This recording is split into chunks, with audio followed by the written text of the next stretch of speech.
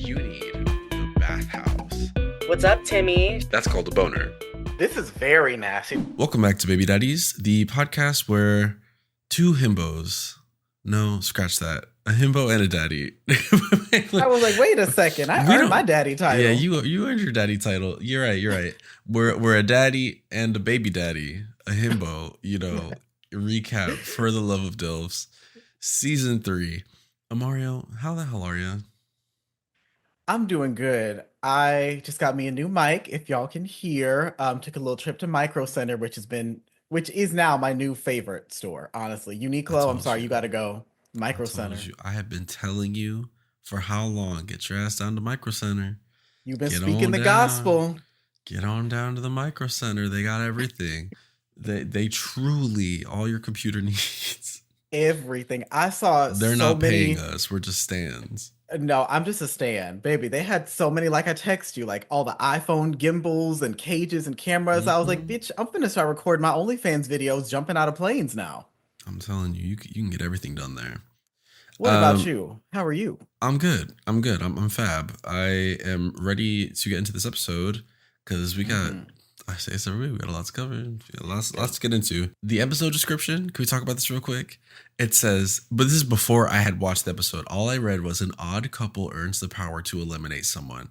When I tell you I was geeked, I screamed. I said, "Ooh, I can't wait." Elimination. A real elimination. We got it. Robert is back. Top of that. He's talking about, Robert. He's got this nice facial scar. Listen, scars can be hot. If it scars over it, scars can be hot. I mean, Full Metal Alchemist scar was fine as hell. Exactly. And I think it's cute seeing the clip of, him coming in through the door and everyone waiting for him and caring about him and stuff. That's sweet, That's sweet. He gets all emotional. He's back. It was a rough ride, but he's back. I wrote here, he went from the Wolf of Wall Street to the grandma in the ambulance. Oh God, my hip. It's crazy how things change. Yeah, life alert in Dilf Mansion. Down. Listen, when you are a man of a certain age, the older you get, the falls start getting harder. And I'm not saying Robert's up there. I'm just saying as you get up there, the falls start becoming more and more dire, In my career, I've seen people break their hips on padded carpet, which is crazy. That's crazy. Terrifying. I always used to be like, what do you mean? Why is it so hard for elderly, or why is it so easy for elderly people to fall down and break something? The bone density just isn't where it was. Yes. This is why the Life Alone commercials were so prevalent. This is why you get that little thing around the necklace.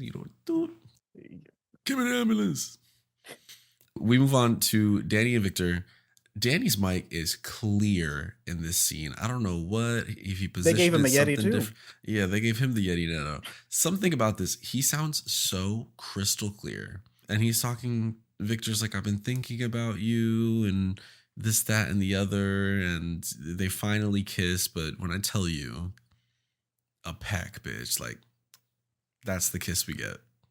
I wanted tongue down throat. I wanted Victor's tongue to reach this man's stomach. That's what I wanted, a Venom type situation. Well, we know they're against jumping down tonsils, so you're right. Victor, don't just do that with anybody. Yeah, I wasn't expecting a full makeout sesh, but a couple kisses or something, and they kiss again at the end of the scene. In the confessionals, Danny is laying it on thick. My big, strong daddy, Victor, defended me. Oh my God. I'm like, girl, we get it. But she's laying it on a little thick. I'll say that. And I never noticed this, but Danny has really cute light brown highlights. They are really cute. I enjoy seeing him in the confessionals. Let me get some light brown highlights, Okay. But yeah, Beyonce honey blonde. Yeah. Dr. Dilf says that he thought Victor being a poet was a lie. And he calls out all the himbos saying that they're all models, which I was like, yeah, why does everyone, and this isn't just this show specifically, this is just kind of the world writ large. Did you get one photo shoot? They put model in that bio. Why are you calling me out like this? No, listen. I support all aspiring models. You know, I support, but it really is one photo shoot. Model hits that bio. Not Model wrong. hits that bio. We move on to a morning elimination. Kind of bonkers. David hasn't even had his coffee yet, and someone is leaving Dilf Mansion. Somewhere Justin is still uncaffeinated during the morning elimination.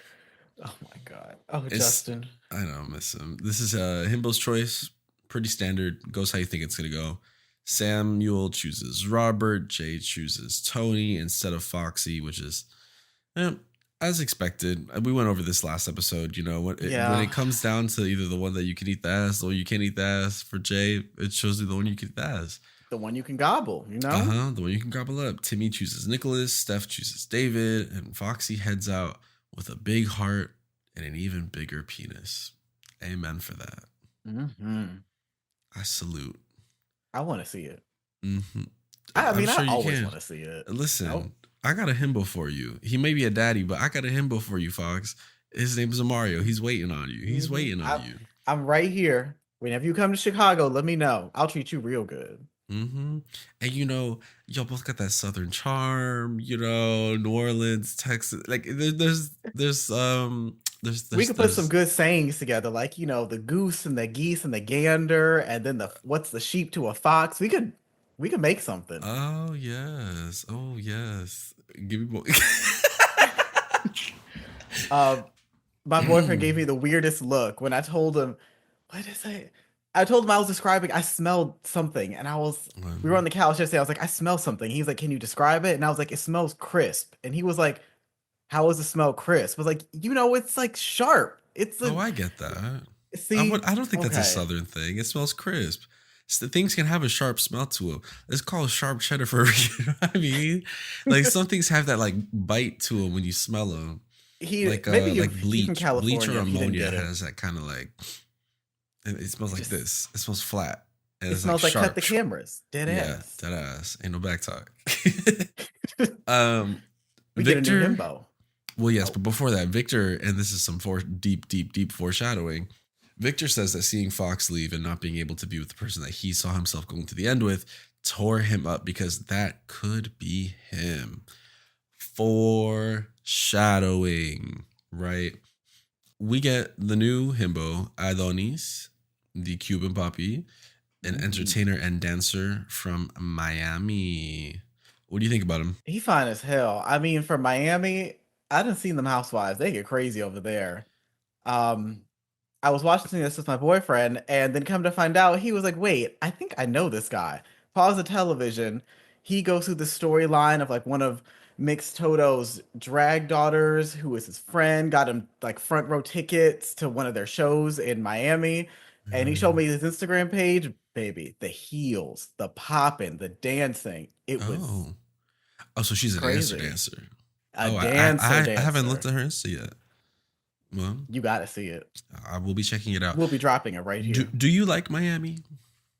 I've never been to Miami. All I know is that they got housewives, they got accents, people love to fight, and it's expensive. That is all I've heard about Miami. I hate Miami. Oh, I hate Miami. I'm so hate sorry. Listen, I'm waiting for someone to take me on a Miami trip and prove me wrong and show me the good of Miami. I hate it. I think Miami What makes is a you place. hate Miami? I think Miami is a place you go to be seen. It is not a place you go to enjoy. That being said, I did have a great time on the beach because it was a full moon and we were nude in the water, like summoning Mhm. spirits and shit. It was real witchy. I love That being Pastor said, Julia. the rest of Miami is a place to be seen. All the clubs are super expensive. They got like dress codes and shit. And you just kind of go out to be seen and dress nice and stuff, which can be fun if that's your zhush. That's on you. For me, I want to go out. I want to have a time. They went to this one club. It was just the whole thing. We can't get into it right now. Point is, I did not like Miami. Miami and I were not cordial. But speaking of not cordial, but they ended up actually being pretty cordial. Adonis and Jay know each other from when Jay lived in Miami, allegedly. Allegedly, this is Oh, kind of like allegedly. it might be a Mariah. I don't know her situation. We're not too sure Ooh. yet. And one thing here is Steph sees Adonis and is like, evidently, I need to do better on my body. Blah blah blah. I was like, bitch, shut up. You're studying. Like, look in the fucking mirror. This body dysmorphia Oh, running wait. rampant in the Is this gay a reference to the community. substance?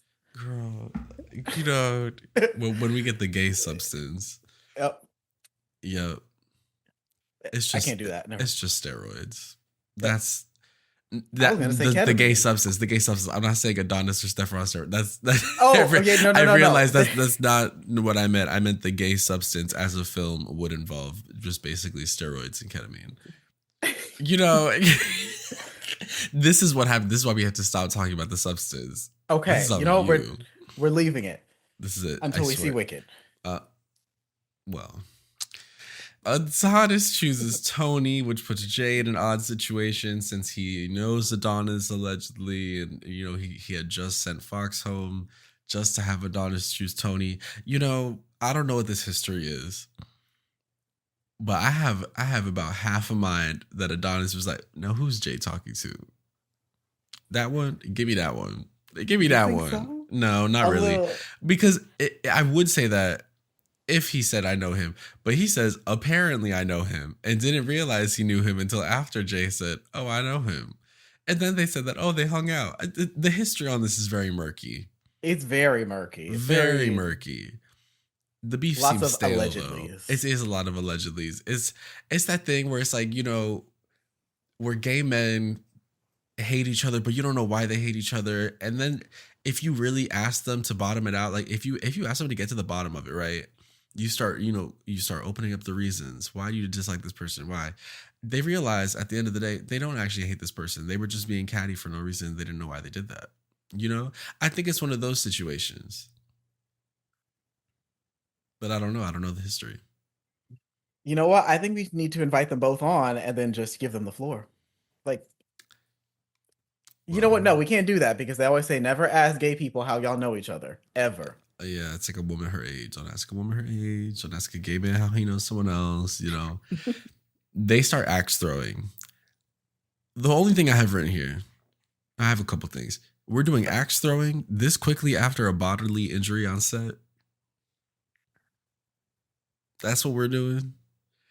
You know I what? just, I might have to call OSHA. it's not even that. I would have been like, okay, well, maybe we save this for another. You know, I'm a little nervous. Put a barrier up or something. Adonis is just a little too good at axe throwing, whereas Daddy Tony is bad at axe throwing. Now, normally, this is that part of the date where you're like, oh, no, you know, let me show you. You do it like this. You get A little behind ghost them. moment. Like, Yeah, you do something like that. Adonis does not take that point. He does not. He just says, I'm good, you're bad. Boom. Which Tony's like, well, this isn't really helping his case. Tony already like isn't really feeling the date because he's Team J, you know? mm-hmm. But Adonis gets shirtless. He touches a little ab. Yeah, that's it. Aside from that, it's a very fine, passable date. You know. Well, I have here Tony did bring up about people he's dated in the past who were basically star fuckers because they Oh my wanted god, him yeah, I because he was forgot on about TV. this. I related to that a lot because I've definitely met some people who have like only wanted to interact or hang out with me because of the OnlyFans content, like not get to know me as like a person. Mm, So, Tony, I get what you were saying completely. It's frustrating. I get it. mm, Mm-hmm. work. I've had people buy me shots because they listen to the podcast, but I feel like that's a net positive. I don't know. Yeah, like you got something out of that, but you like, girl, you just want to fuck me. Like, what? You don't even want to play Yeah. Overcooked? Nothing? Okay. Damn. Overcooked would stress me out. If I'm playing Overcooked on like a first date with someone, I'm gonna end up hating them I because need you, to see you how they react in stress. you're not gonna be serving the food how I want to serve it. We all have to delegate different options, and then who's gonna be washing the dishes? You know, like for a first date, no. It's like playing Mario Party on a first date. You asking for trouble. Oh, no, no, that I wouldn't do. Mm-mm. You asking for trouble on that one. So then Adonis gets into the allegedly knowing someone from Miami. I'm like, this, you know, we've kind of The hashed murky that out. waters. It's murky waters. He says to Tony, I like your vibe. And then they have that little, I'm a sucker for a nice smile or whatever. I'm a sucker. Dot, dot, dot. In general. Pause for effect. Pause for effect. Adonis is funny. He's a jokester. He's a jokester. I love But, a good suck joke. oh, yeah, for sure. Yeah, sucker. I barely know her. I knew it. I knew it. Of course. Back on the blue couch, Adonis comes in, gives out some hugs, and Jay says, well, how was the date? He says, oh, it's good. And then basically Jay's like, I'm not threatened. And Adonis says, are you okay? Do you feel some type of way? Which is a hilarious way to phrase that. Do you feel some type of way? Because it just is inherently shady. I want to see them go at it. Not in like a mean way, but like just seeing them just go back and forth. It's so good. They got banter. This feels very that because Jay's like, I'm not threatened. And then in confessional, Adonis is like, well, he told me he wasn't threatened. So I guess we're okay. I'm like, girl, he's shading you. Maybe it's different in Miami, Yeah, maybe. Oh my God, my Cuban came out. Maybe it's different in Miami, Oh, Miami. I think that's the other thing I don't like is the accent. No, I like a Cuban accent, but it's just something about the Miami way they speak. Everything is a question. Everything is a question. Oh, you would hate Real Housewives of Miami. Yeah, I've seen an episode. I said I can't do this. Thank you. I can't. But I also can't. I can't do like the West Coast accents. I just can't do those either. Listen, tri-state area. If it ain't New Jersey, New York, I don't want to hear it. I want to hear internet, water, coffee. That's it. Oh my God. Dog. That's all I want to hear. I said the beef is stale. The beef is stale. These girls are not. They don't hate each other. It's fine. It's whatever. We get yesterday's challenge, Redux, Roman Reloaded, Pink Friday 2, limited edition. Production said, we're getting our money out of these damn kayak rentals. We're getting our money. And listen, I'm not going to hate it, Do it. So they have to run or they have to boat. No, we're not running. No, too soon. No, there's no running. They're walking to the boats. Timer starts. They have to go grab some underwear, boat back, call it a day. There's no mouth to mouth. There's no auxiliary steps. There's too much last time. This one, it's easy. Daddy with the best time. Himbo with the best time. Team up to send a Himbo home. This is diabolical. This is very nasty. They have never done anything like this in the show before. I love it. I want more. Mm-hmm. I want more of this. This was foul. And that's what I want. They said an odd couple, so could be anybody. Because Stormy said it's not necessarily people who have a romantic connection. It could be anybody. It could be anyone. Yep. Which, this is great because it makes you have to win this, and it's the double-edged sword because you want to win to ensure that you're not going home.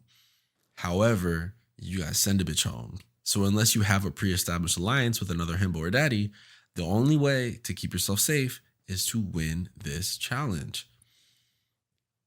Soon as we start, Timmy and Samuel paddling their asses off. They are paddling. And the thing about this challenge, I realize half these bitches don't know how to use a kayak. I don't know how to use a kayak. I also can't swim. So like this challenge definitely would have been a challenge for me. Okay. I'm decent at it. But it's not about like how deep you go in the water. You want to do like kind of a shallow thing. You basically want to glide over the water. You know what I mean? And you got to keep yourself straight. So you do like two this way. It's more about power and less about speed. You know what I mean? And a lot of them were just kind of like floundering as fast as they can. But if you watch Timmy and Samuel, the way they're doing it, it's like they're still hustling because they want to win, right? But they're like really pushing back. Timmy blacked out as soon as he kayaked across the lake. That is killing me. Stormy said, I don't think he's ever focused on something this much. Shady. Well, Shady Stormy. But you better work. I just have right here, poor stuff. Diva, he tried. he was trying. I wrote here I could watch Samuel paddle like up and down any lake all day, every day. Oh If you could yeah, row my boat. road Direct team. quote. Mhm. Mm-hmm. Mm-hmm. Jay said he's going straight for the first time ever. Congratulations. Yeah, I just in these I took down all the times because I thought this was interesting.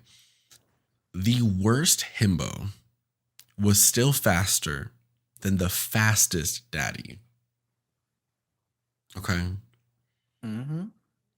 Team Daddy, David wins with a time of 1 minute and 29 seconds. Coming in second is Nicholas, 1 minute 31 seconds. Then Robert at 140. Victor coming in at 2:06. And then Tony with 2 minutes and 50 seconds.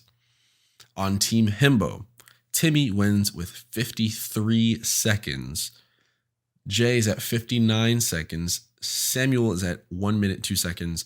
Adonis is at 103. Danny's at 111. And Steph is at 122. So even with Steph struggling as much as he did in the water, he still was faster than the winner of Team Daddy. Bonkers. Timmy under a minute? That was crazy when they showed the time. Baby was booking it. Listen, I think the Twinks had it made this match, right?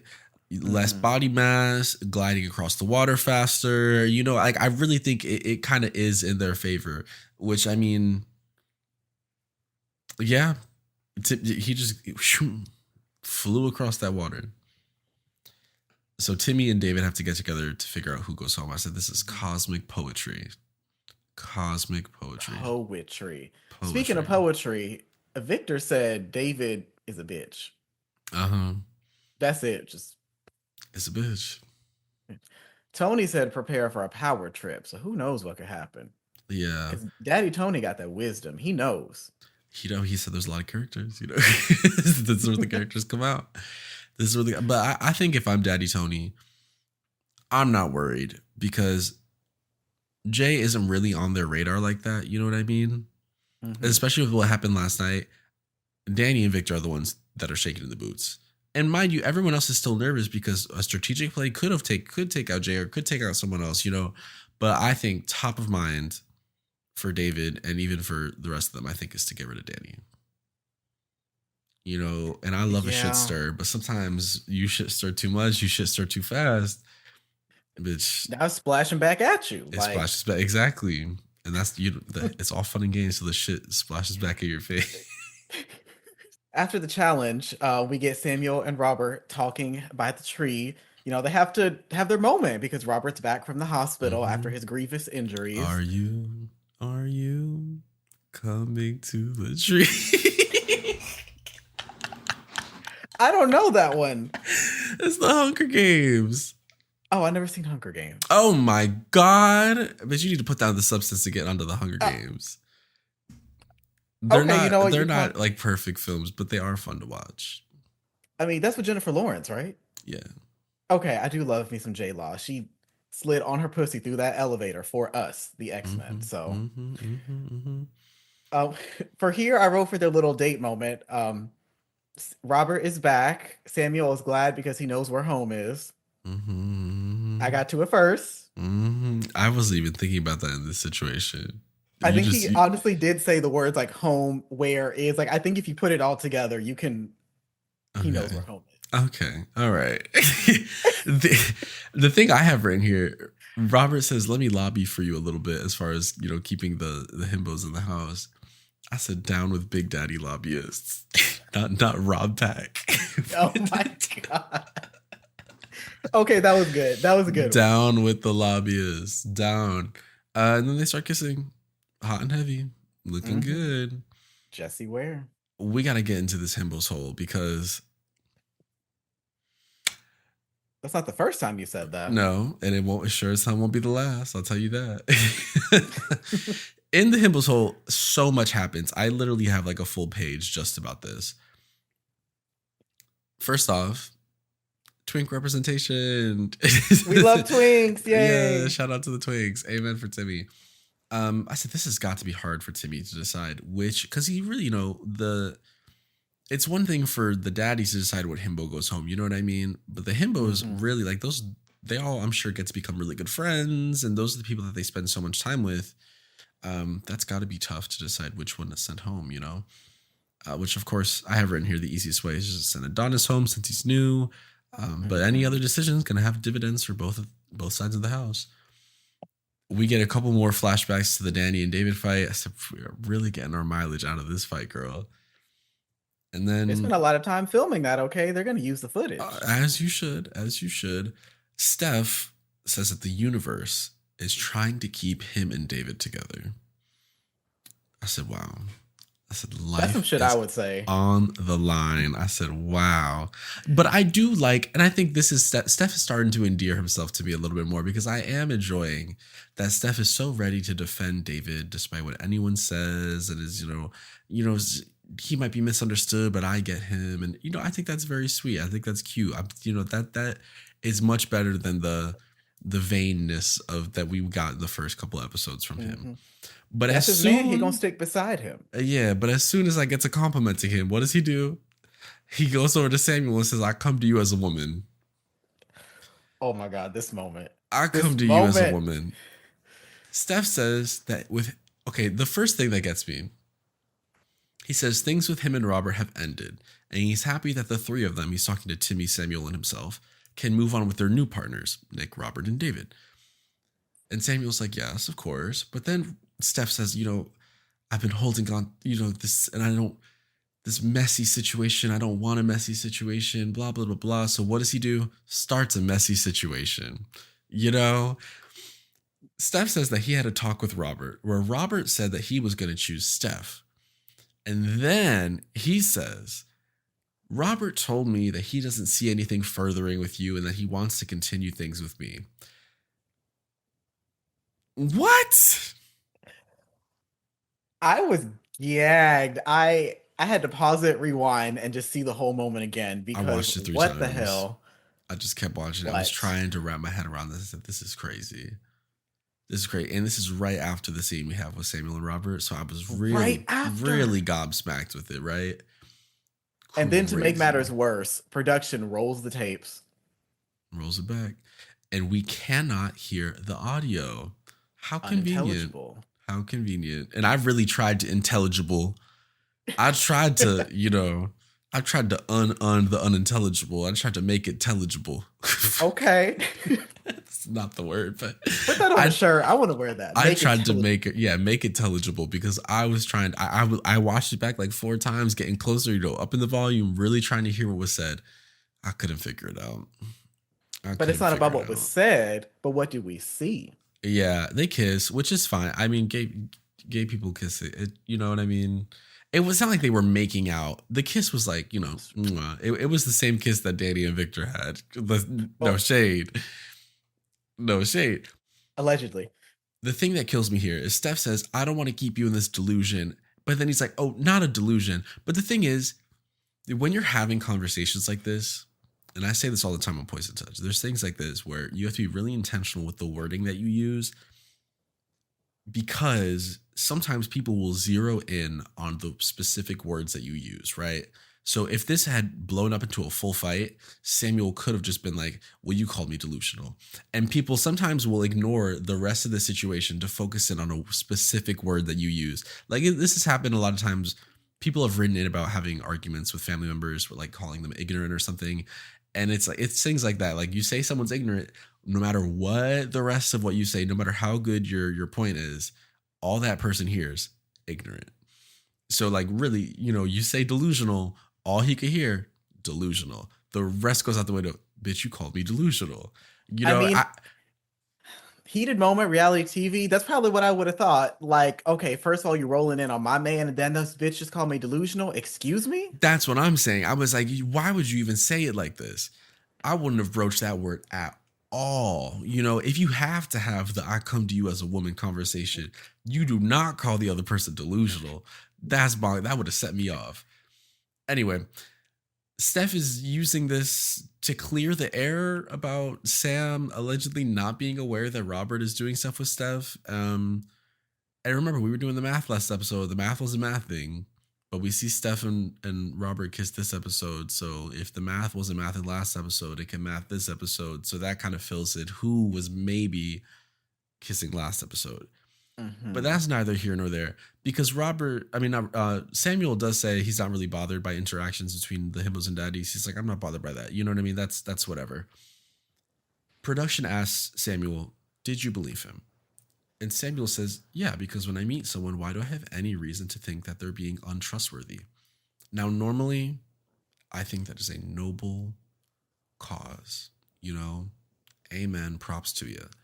However, we are on a reality competition show with $10,000 on the line. If there was ever a time for someone to be untrustworthy, that's the reason. Bitch, you trying to get that money. You know what I mean? Yeah, I can't argue with $10,000. I'm sorry. That would definitely be a reason to lie, cheat, and steal. Yeah, exactly. Yeah. But Sam, not super bothered by it yet. Says he's going to fact check it. So you get to the source. We're not dealing with the Liza Minnelli lies, Did you believe Steph at this point? I wouldn't believe Steph. It just sounds too, I don't want to say radical, just too unbelievable. It sounds too fantastical. I don't know. It's just something I've been holding on to the secret for a while, and then this is it. He's choosing me and not you. It just seems like so out of nowhere. It does seem really out of left field. I wouldn't believe it. And the bitch called me delusional, so no, I don't. And the bitch called me delusional. So we move on, and Samuel and Robert have a conversation. Samuel's sitting down on this couch, and it's like, come into my office, let's talk. I've been waiting for you here at home for you to get off work. I was waiting for you at the door. I'm gonna be direct, open, honest. 3 words we love to hear. I like that Samuel does this. He presents the facts. He doesn't raise his voice. He lays it out and says, Robert, take the floor. This is debate tactics. I like this. Because he could have just been like, bitch, I'll put salt in your fucking wound. You know what I mean? Like, I will salt your face when you're sleeping. He could have done that. But he said, no, I'm going to give you the facts. This is what I heard. Take it, And Robert says those words didn't directly come out of my mouth. And I think that is very coded. This is like lawyer talk. You know what I mean? I have specific here. This is lawyer talk. That's literally what I wrote. This is lawyer talk. This is lawyer talk. This is those years of training. You know what I mean? This is that business training coming back to him. He says those words did not come out of my mouth. That's not what's important here. What's important is how Steph took it. You know what I mean? So whether that was implied or not, that's the important part. Further down the line, Robert clarifies that he said he may have chosen Steph as a rower because he looks to have the upper body strength. Little did he know, Steph is terrible in the water. I'm not sure who I believe here. I don't fully believe Steph, but I also fully don't believe Robert. The way he's speaking is the way that someone who's lying is speaking. You know what I mean?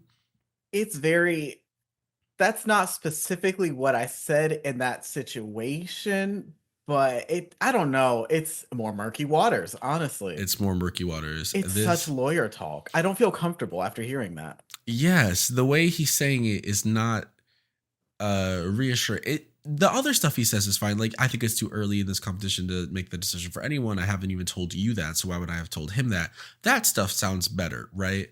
But specifically those words did not directly come out of my mouth make it sound so much as if like, well, that's not what I said in so many words, but it could have been implied. You know what I mean? That's the part that I just really am like, I don't know. But Robert gives Samuel, the confirmation that he does want to continue spending time with him, as we saw in the earlier scene. And that, I think, is to me the biggest thing that is like the glaring flaw in Steph's situation, because we have had so many of these scenes with the two of them together alone talking about how much they want to continue spending time with each other. For Steph to be like, well, he doesn't want anything with you. He wants to marry me. What? Listen. I don't get it. It's just... I'm not saying delusional. I'm not saying delusional. But we can't prove the audio, so we have no idea. I We bring here. I can't. said this is just like Death Note Killer Within, the mafia-esque game where you have to try to get to the bottom of who's lying and who's killing people. I said, wow, available now on Steam and PS5. Crazy. Wild how that happens. I think it's the free game of the month for PlayStation now that I think about it. Not anymore. Hmm. Not anymore. Not anymore? No, it was last month. Damn. Last month, I know. I mean, you could buy Well, it it's for a like good thing $5. it's a good thing I have it and you have it, so Oh, yeah, let's play it. Let's get into it. interesting. Yeah. Do you believe? Do you believe? Do you believe? Uh, I don't know. As legendary drag queen the Vixen would say, no, too vague. Too vague. It was too vague. Too Yeah, vague. 100% too vague. Next up, David and Timmy are talking about who they're going to send home. I said they're back, and they A seem table actually do really turn. friendly here. This is cute. They seem like they seem like friends, Mm-hmm. which I think we talked about with David last episode. During the interview, like sometimes you meet a sister, you may make out a little bit, and then you're like, wait, actually, no, that's fam. So they talk about potentially sending home Adonis. That'd be the easy route. But then he says, what happened with Danny yesterday, considering Danny, because of that fight, taking out the one connection that's been here since day one. And I thought about it, I was like, oh, wow, I guess I really have been here since like episode 1. Everyone else has swapped at this point at least once. Mm-hmm. That's what we wanted to see. It was people swapping. So Yeah, I love a good swap. mm-hmm. And Timmy's like, I see where you're coming from, but I think you're mad Danny called you out. You know what I mean? Listen, I'd be Not mad wrong. too. I'd be I mad would too. be mad. If Danny I'm trying to get mine and you call me out? if I got called out the way Danny called me out, telling me I'm putting jumping down people's tonsils, it's one thing to call someone in. It's another thing to call someone out, But this is reality TV. This is reality TV. But David's like, really like, no, strategy wise, I swear there is strategy here. And I'm seeing the strategy. I get it. Mm-hmm. That's one of the couples you want to take out. I could also see David, like, on the side, like, gripping nails into palm, like, it's a strategy. I swear I'm not mad. Yeah. I'm not mad. It's a strategy. We don't really hear anything from Timmy about where his head at is in this scene. I wrote that down. He did not reveal his cards, so which is great because after the break we'll be talking with Timmy. We'll be talking with Timmy to figure out what was tea. Then we move on to the stargazing dates, and I was like, we gotta run through these because really quickly we're introduced to Anthony, an amateur astronomer. I said they went on TaskRabbit and said, "Get me an astronomer now."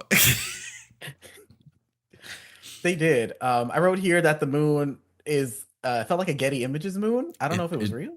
I mean, the moon do look like that. Maybe who knows? Who's to say?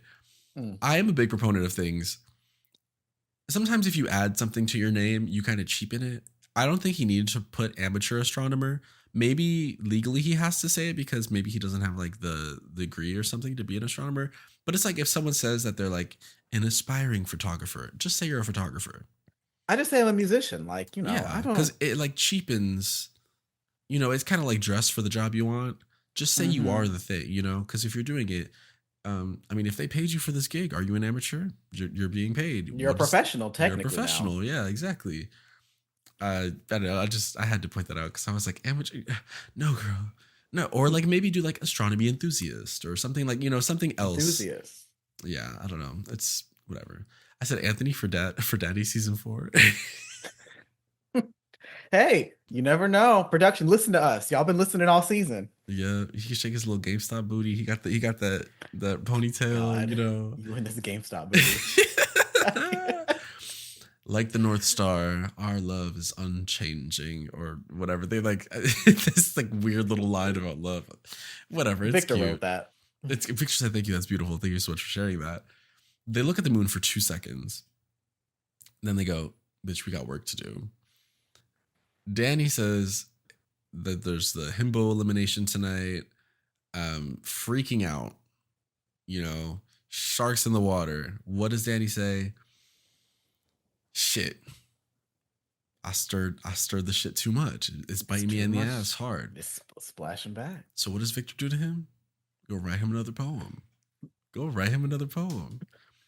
Do you think getting a poem every day cheapens the effects of getting a poem? Does it mean less if you get one every day? I think it still means the same, but it would impact me less. I'll say that. Oh, Because yeah, I feel like a poem is a really like it takes time to like write a poem, like write a song for someone, and I feel like doing getting it or seeing it every day would kind of lessen the effect. yeah. I do think get it. I think the intent is still there, but I'd be like, oh, another one. And Danny's like, oh, thank you. Get another one. But then they come out as non-binary. I kind of wish they had done this a little earlier. Yeah, I kind of was wondering the same thing. Like, why wasn't that like an episode one thing? Like, hi, I'm Danny. I'm non-binary. I work with the Asian community, and go through all your Yeah, accomplishments. I think that would have been really nice to see like up front, like really standing in that identity and being like, this is who I am. You're gonna take it or you're gonna leave it. You know what I mean? And I can Hmm. understand the fear of not wanting to come out for fear of like being rejected or whatever. But I feel like especially with a writer, some you would hope you can. Victor feels very, especially with how much work Victor does with the queer community and things like that. It Hmm. just feels like this could have been an episode one or two type thing. I have right here, Victor says something about like the salts of rivers and oceans. I said, this is the poetry I wanted. This is drama. This is symbolism. Your ass a far off range, mountains plump with gold, me a prospector, pickaxe, and something like that. Give me drama. This is This the poem I wanted to have read out. this Like, exactly, and this is the one they didn't read out. I wanted to know exactly what this poem said because this one sounds dramatic. I hmm. love that. We move on. Oh, Victor kind of says I love you, but he's like I love you for you. So it's less of like I am in love with you, but he just says kind of like I love you for you and I accept you to Danny, and that's fab. Tony and Jay get to talking. I wanted to know your thoughts on this as someone who is in an open relationship because this kind of made me feel a little. I was confused. I was, if I was Jay in this moment, I would not have felt very comfortable, I guess I could say, because as Jay brought up at the prior episode, he had like an ultimatum with his past partner because he either had to choose the partner or choose the porn. And now it kind of feels like we're getting round two of that with Tony, Yeah, where Tony was just like, I'm already compromising an open relationship. I'm doing the bending. I'm compromising on you doing porn. Now you have to compromise. Like, a compromise should meet in the middle. It kind of felt like Tony was coming at this like, you need to give up you need to something 'cause give I'm something already doing exactly. something. Also, an open relationship shouldn't be a compromise. It'd be something that both of you agree on. You know what I mean? Yeah. It just feels like, and also, if you're gonna come in and say you need some form of compromise, you better come with options on the compromise. You know what I mean? You can't There just say were no you had to. options. You can't just come in and say you had to give me something. And listen, we love Daddy Tony, but this is something Mhm. that we had to bring up. Like, is it okay, we're open, but you have to use condoms with every single partner you use that you're with that isn't me, like, or is it we carve out a specific time where it's just us and we just, you know what I mean? There needs to be options. You can't just show up and say, well, I'm bending. So what are you gonna do?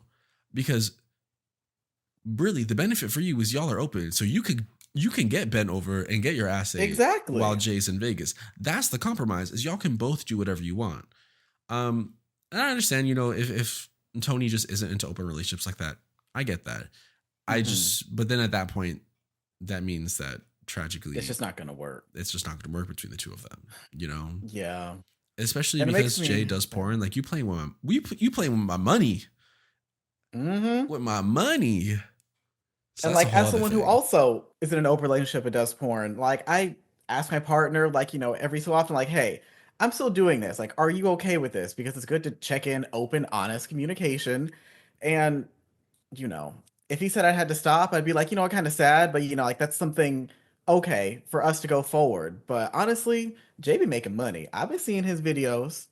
All I right. would not want to stop that bag. Yeah, exactly. And Jay's like, well, we can find something in the middle that works for us, which I feel like is a quick way to not shut the conversation down, but like a quick way to be like, what did the housewife say? Let's put a pin in it.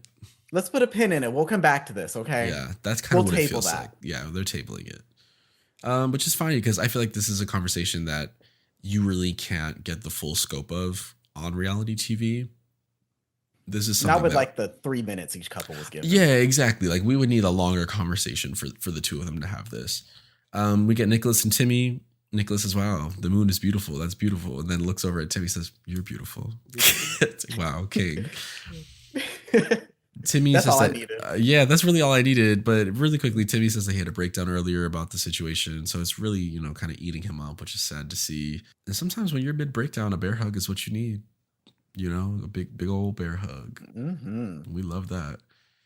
Nick says there's a feeling. I was really expecting a Dr. Dolph Boner joke here, and we didn't get one. Oh. Nick says that he has sparked a feeling, and I really expected Dr. Dolph to say, that's called a boner. But Nick's like, it's not love. Give me a couple days. Oh. David and Steph. Yeah. I mean, listen, they got hit me up for some Dr. Dolph jokes. David and Steph get into a conversation about how Steph's like, I understand you. You're misunderstood. I see you. You see me. We see each other. Like I said earlier, this is the stuff that I want to see from Steph that makes him more endearing to me. This is where we get more of that personality and less of the vain kind of stuff we were getting earlier. This is a pretty good episode for Steph, all things considered. I always say I love a girl who gives themselves their own redemption arc, and Steph did it. Like coming in episode 1, taking daddies, winning challenges, and just like, you know what? No, it's not. I'm vain, but like conscientious, lots of big words, and then I see you and you see me, and I love that. Like I love it. It's good. I think we're on the upswing with Steph. I feel like I was very critical of him early on for good reason, but I feel like we're coming around. On to the elimination. I was like, everyone is a mess today. Double elimination day gotta be tough. But the therapists on set were getting their work in. This is why they hired y'all for this. Stormy comes out in this sparkly red, and she's not a red girl. She's usually a blue girl. So I was like, there's something in the air tonight. The red looks good. And then as we're going into the elimination, I started thinking, I was like, well, I've seen the trailer for the season. I know Adonis isn't going home because we see Adonis later on with the bald explorer daddy, and that's probably going to be in a couple episodes. We know at the very least he's not going home today. Which I ruined it for myself at that point. Anyway, Danny gets chopped and uses their last moments to talk about the connection that they had with Victor and being representation for the community. And, I'll miss my little shit stir. But sometimes, like we said, you stir the pot too fast, you're going to get burned. Listen, when you do clownery comes back to bite. Comes back to bite, precisely. I will say, however, it is a little telling. They don't kiss in this goodbye scene. It's just a hug. They don't kiss. Oh my god! So I had to wipe the tears from my eyes. I didn't even see it because Victor was torn up. Victor was torn up. Look at Timmy. Yeah, Victor was torn up. Listen, it's gonna be rough for him. I fear for him going into this next episode. David talks about how it was strategy. I kind of wish David was like, but also you all treated me like shit. So comeuppance, maybe. You know what I mean? Reality TV? Yeah, I kind of wish it was like, yeah, this was strategy. But also, y'all treated me like absolute dog shit last episode. Well, And then we get this scene where Victor's going off about David. He says if Timmy didn't win, David would have sent home Timmy. I don't know if I believe that. I still think if I'm David, Danny is the top of my list. You know what I mean? Money purposes, yeah. Yeah, exactly. He says, oh, you were so in love with Timmy and now you're so in love with Steph. You don't need a reality dating show. You need the bathhouse. This line, 8. No crumbs. My nachos are gone. 8. It ate everything. It was so fucking good. However, what's wrong with bathhouses? Oh? You know what I mean? Now, listen, bathhouses are a pillar of the gay community. They give you a place to hook up with a cruisy atmosphere. You won't get arrested. Like if you're cruising in the park, they could be a social place. Listen, the bathhouses here in Chicago were giving out monkeypox immunizations when monkeypox was real big a couple years ago. Um, anyway, it just is another sex negative comment that we get from Victor that I hope doesn't reflect his own personal feelings, but it comes off in this scene as very much, sex negative. And I just hope that doesn't reflect his own personal views. And this is more so him being hot and heavy and the drama is flowing, I was like, listen, For the Love of Delphs wouldn't exist. They were probably organizing in bathhouses, after Stonewall, organizing in the bathhouses trying to get shit started. You know what I mean? Whatever. Bathhouses are important. They are. I mean, even though my homegirl got pink eye at one when she went to visit, you know what? They're still important. They are important. The old Victor is no longer, and he's going to meet the new me. I can't wait to cause drama. And that's how we end the episode. Okay, he's Taylor. About to go off. He is about to go off. Wow. I can't wait to see it. I can't wait to see it. I cannot wait. I can't wait to see it. Yeah, I hate to be that friend that's too woke, but yeah, I was like, as a proud slut, I cannot abide by the bathhouse slander. The bathhouse slander, you know what I mean? Listen, I just would want more, It's fine to not be that sexual and not go to them, or it's the same thing as what he said with the equating kissing two people with the, licking the floor on the subway. I just don't think it was like that was a little necessarily needed, Mm-hmm. It came off in that same vein. And to me, that's just like, this is just a little just too sex negative for me. You know what I mean? I might be a retired hoe, but I'm still a proud slut regardless. Victor said it's giving high body count behavior. Real Housewives of Salt Lake City. I mean, a girl got sent home out of a party crying because they said she had high body count hair. I mean, I'll bring it up again. Yeah. Crazy. We're going to take a quick break, and when we return, we'll be talking to Himbo Timmy about his time in the mansion, his decision on how to send someone home, and what it's like to black out while kayaking. We'll be right back. Are you an insatiable chismosa? Do you thirst for drama? In need of some advice? If so, Poison Touch is the podcast to give you all the best and worst advice to deal with all of life's predicaments. Join me, Jake, and my friends as we delve into viewer-submitted stories and questions to deliver earnest and sometimes messy advice. Along the way, you're in for some laughs, the occasional tearjerker, and one hell of a good time.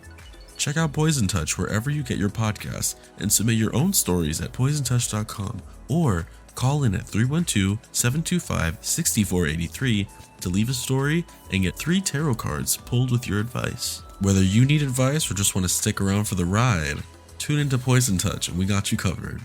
We're back from our break and we are here with a multi-hyphenate, a social media star, a himbo, a professional kayaker.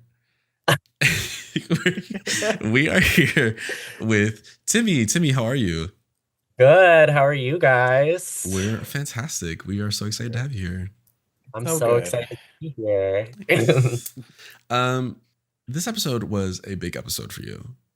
Yeah. This was big. We had breakdowns, we had kayaks, we had everything. Let's start with the new himbo coming in. Because this is the himbo that you had heard on the boombox in like episode 1, right? Yes. What was it like actually seeing him come in? Because I know in the confessionals you're like, oh God, there's more muscly himbos. Here we go. Yeah, I mean, I felt like I'm the only one that's not like ripped. I'm not like, I feel like a dancer or some sort of like big like performer. All of them are just like pretty ripped. So I felt like I was kind of like, I don't know, just nervous, intimidated. As much as I like to say, like, I'm not that threatened, I definitely in my head am very much freaking the fuck out. So, yeah, I was definitely like nervous, but Adonis is like a sweetheart. So it was such like a pleasure like to meet him and stuff. So nice. And you definitely like, who cares if you don't need to be ripped because personality eating the bitches That's up. what always wins. Eating the bitches up, Literally. And you also showed everyone you don't need to be ripped to kayak the fastest, Yeah. Yeah. You said that you blacked out during this kayak situation. Did you have any inkling that you were gonna win? Like, does the House of Paris give you kayak lessons? Like, what, how did you go into this? No, I mean I used to so my aunt has like a lake like house that she like has like which is like even further upstate from where I live. So like in my childhood I kayaked a lot, but I haven't probably picked up like a paddle for kayaking in probably about like a decade or so. So I had no clue like what was gonna happen. And like I said, like I blacked out. I had no clue I was gonna win. Like it just brought me back to like I don't know, like gym class when like all the kids like I just totally blacked out because I don't like go into like athletic situations besides like the gym sometimes. So I was totally like, I'm gonna either make like a fool of myself or I'm just gonna like black out and like fly across the Oh, water. you And locked in. You yeah, I locked I was locked in. the fuck in. I said, my God, you were yeah. focused. Yeah, I Who? was heavy on it. I was very focused. Yeah, if you could tell, I was like, wow, you were going in. Yeah. Who were you afraid of getting the win if it wasn't you? Like, who were you kind of looking at and be like, shit, like, I need to get this so that blank doesn't get it? I don't know. So I would have probably been like a little bit nervous. I feel like if Adonis won because he was so new and he doesn't like really have like a impression of everyone so far yet. But then also on the other hand, like in the moment while I was filming the show, I would say I probably would have been scared for David and Steph to win. But like looking back, I don't know if that was like the right way to think, but I don't know. In the moment, I definitely was like, I do not want David and Steph to win because I feel like they would have sent like us home. In the moment, that was my thought. But Fair, yeah. I feel like any of the paired couples would have been like the ones to Hmm. watch out for. Like, oh damn, yeah, for sure. Mario, what you got for us? When Steph came into the room and just dropped the bomb of like, Robert is talking to me and not you, Samuel. Like, it must have just been a crazy moment. Like, what was it like just being in the room watching all that go down? Because I know the camera got a couple of shots of you just like, oh God, like, girl, what? Like, No, I was sitting there, and first when Steph started talking, like, yeah, I'm so glad everything's cleared up now, so that's great. I thought it was gonna be something about me. Like, I thought he was gonna drop something about me, so I'm over here like looking around. So when he like dropped something about like Sam and Robert, I was like, like, good, it's not about me. But also, I did feel for like Sam because that's my bitch right there, and I was like because I feel like Sam at least in the moment in his head like they were so strong him and Robert, so to like kind of be blindsided by that I did feel really bad for him, but I also am glad Steph brought it up on the other hand. But yeah, it was kind of like a bombshell, and me, Jay, Danny, we were all just kind of sitting there looking at each other like this see, is so much drama. Yeah, it's one of those like hard band-aids to rip. Like you want him to mm, say it because it's like the right thing to say, but it also does very much like I it's come a- to you as a woman, and this is it's like Yeah, oh mhm. god, It was just, I yeah, love those moments in reality TV, like when Hottie put the chicken in the microwave. Like, I want to hear from the other girls. Like, what did you think? Because you're there in the yeah. background. It's no, like, the damn microwave, please. I want to take us back to the sushi date because you say that you were going to choose Nicholas regardless. What kind of led you to like after things with David didn't really pan out and you started surveying your other options? What kind of led you into being like, you know what, I'm going to go for him? Yeah, so I think it was like multiple reasons. I feel like definitely that night in the himbo room. And look, I'll premise it off by saying I totally get that's why we're all here, is like, talk to people, kiss around, whatever like that definition is for that person. But definitely like in the moment, I feel like you guys said this too on the podcast. Like it was kind of like a step too much for me, especially being like 9 feet away. But after that happens, I kind of like looked at Nicholas and we had like a lot of like conversations like off camera, just like bonding over certain things. Like at the sushi date, we talked a lot about like Paris, Lindsay, Brittany, and like that whole moment, that iconic photo, like we bonded a lot over mm, like pop culture. So I just feel like even like that next morning when like David told me that he was gonna pick me and stuff like that, like I kind of just didn't believe it. And at this point, like it is a competition as well. So as much as like I wanted to like maybe try to believe David and go along with it, I didn't want to take any chances. So, and I just saw like me and Nicholas there, even like before like the sushi date, we had so many conversations like off camera about like, his kids, I'm very like big on like my niece, like she's like literally a child to me. And I treat her like my own. So there was like a lot of similarities that we like bonded over and stuff, and I really like did like him.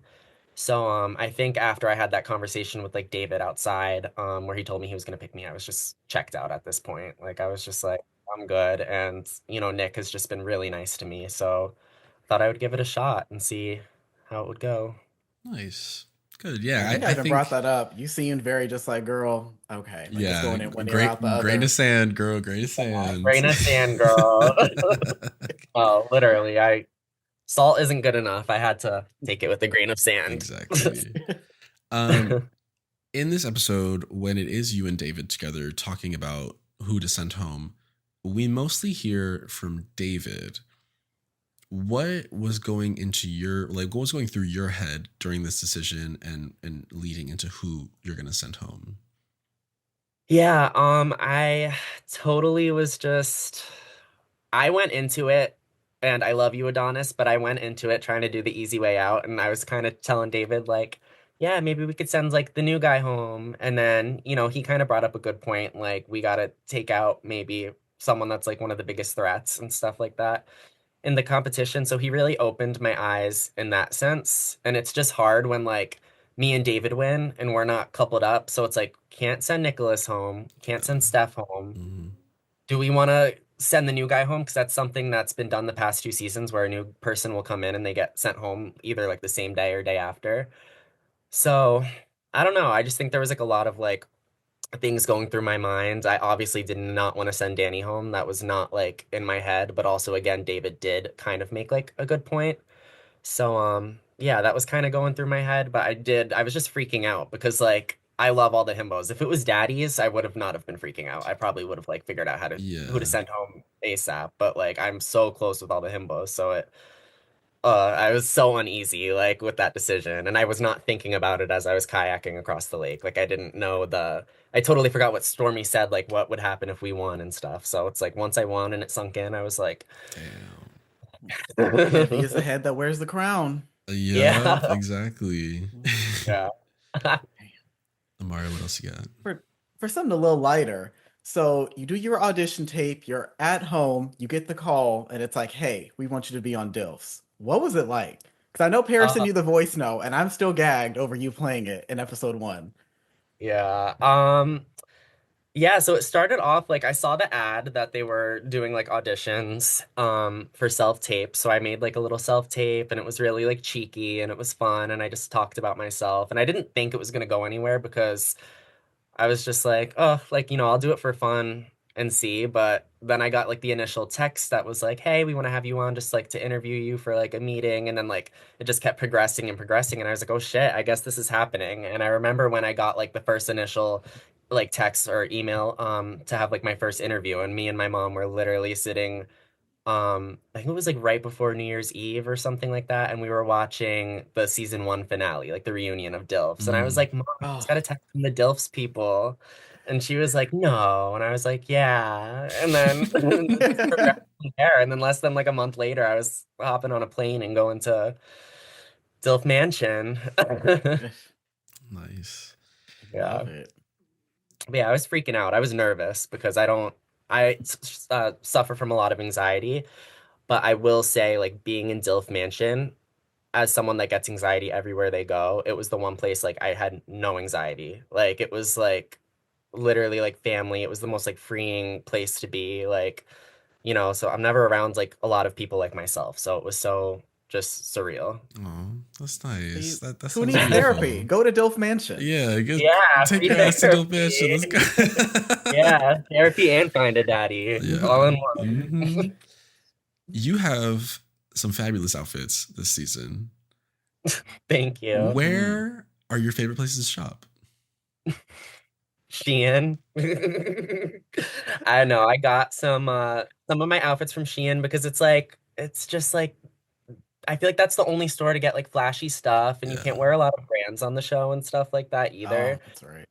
Yeah, so it's like not that I'd wear Hollister, that's like middle school me, but I feel like I don't know, I couldn't go with like Juicy Couture or any of like the clothes like I normally would wear or Hmm. that like graphic tees that say like Barbie. Like I couldn't do that. So Shein was like my place to shop for Dilf Mansion, and then like accessories. A lot of the jewelry I wear is from Paris's jewelry line. Um, and yeah, I just like to like add like little things, add sparkle, a little pizzazz. I don't know. I just love like good outfits. But places I shop on like the daily, Juicy Couture. I love Urban Outfitters. I love small businesses. I wear the small business. They make a lot of like cute like circuit party like clothes and stuff. So like, the mesh rhinestone tops that all the gays wear and Yeah. stuff. I Mhm. got that. It's called House of Circuit. So that's one of my places I love to shop. But I don't know, there's a few. I love shopping. I'm a Okay. shopaholic. Baby, I love swiping my credit card. Let me tell you.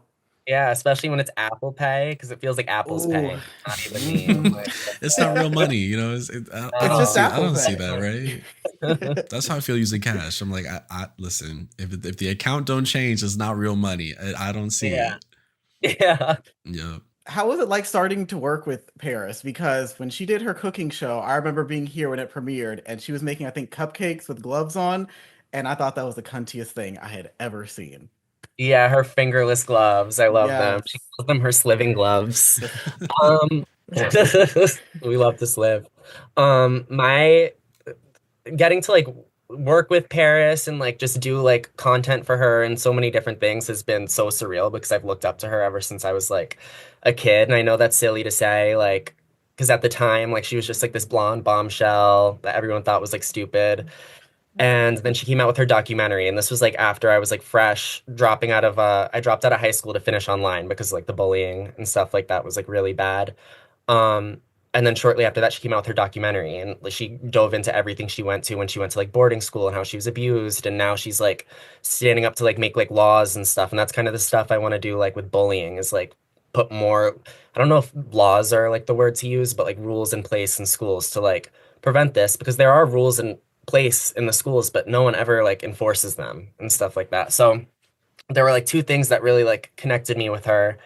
And then I started doing TikTok during COVID, and I couldn't think of a name that I wanted to pick. So I was like, I could go with my regular name, like, that I was born with, but then I was like, let me do like a little stage name. So I did Timmy Hilton, started making TikToks, skyrocketed because that was when like the For You page was like popping. Hmm.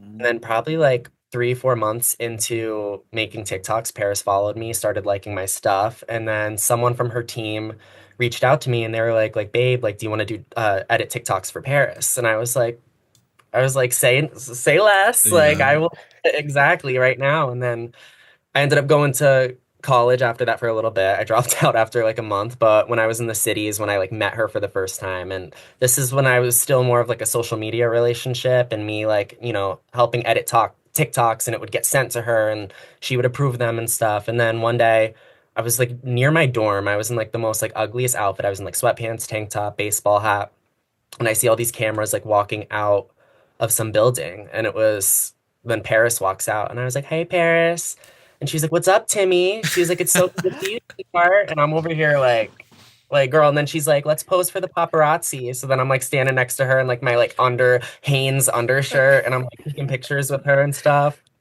And then after that, I would just, I started editing, like I was doing a lot of editing for her, but then she started to send me a lot of her products. So I would do like my own videos on them and stuff like that. So it was just like a lot of like content, like producing, creating, and just working alongside like one of the world's number one like influencers has been so surreal because it also has skyrocketed me into like working for like Sonia Morgan from New York City Housewives, and I've worked for Meredith Sonia, Mark. yeah. Yeah, Meredith from Salt Lake, Rachel from Jersey. I've just worked for like some of like the coolest housewives that I love, and I just feel like I owe Paris like my existence because she's really helped me in like a lot of ways. So, surreal, iconic. I love her. She's like my fam, and just even getting to play that voice memo like was so cool too. Because she was like, "Use this. You're gonna need it in your back pocket," and I was like, "Hey, Hmm. girl." So I whipped that phone out real quick and The played f- it. the flex, Yeah, iconic moment. that was a good episode one Yeah, flex. Really just let it off the yeah, bat. This is how I'm coming in. Thank you. yeah. Yeah, that's that. I feel like I just talked for fucking too long, but No, no, I love it. I love it. No. It was I great. love It had stories. everything. It had Hmm. comedy. It had aspirations. It had a heartfelt moment. You talked about bullying. You gave us the full You hit narrative. everything. Is this your Yeah, Yes. presidential bid? I'm might voting. be. I'm voting. Yes, Timmy Hilton 2028. Yes, It's 2028. okay. I had to do the math and I was like, wait, I was like, what? wait, it's good. Yeah. Yes. Yeah. My last question, and this is very serious.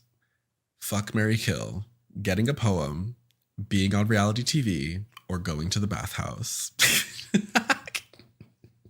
I'm gonna kill going to the bathhouse. I mean, there's nothing wrong with going to bathhouses and stuff, but I feel like the way Victor made them seem, they're supposed to be very. He just did not make it sound appealing. So no, kill the bathhouse. Um,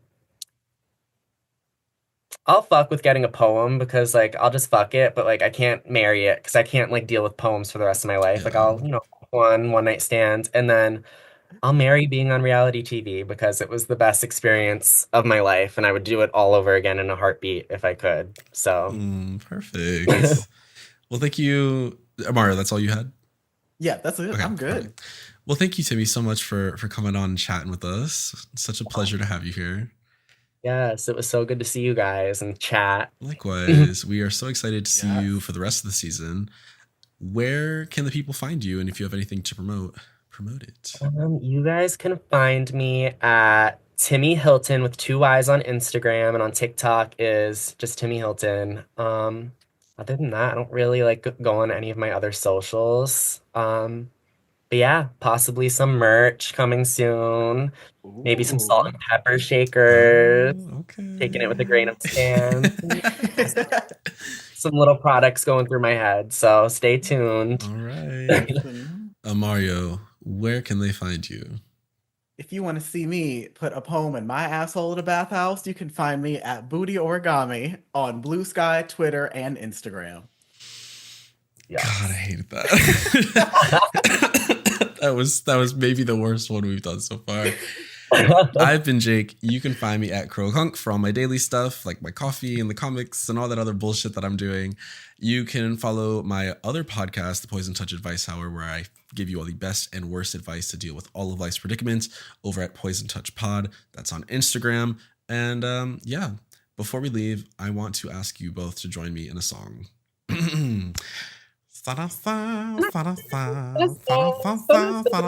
Amaro, you're so lost. You don't understand. I was literally waiting for you to be like, the boy is mine. Like, that's what I was waiting no. for. Oh, I didn't drop a boy's mind this episode. All right, Oh. we'll catch y'all. Bye, guys. Bye.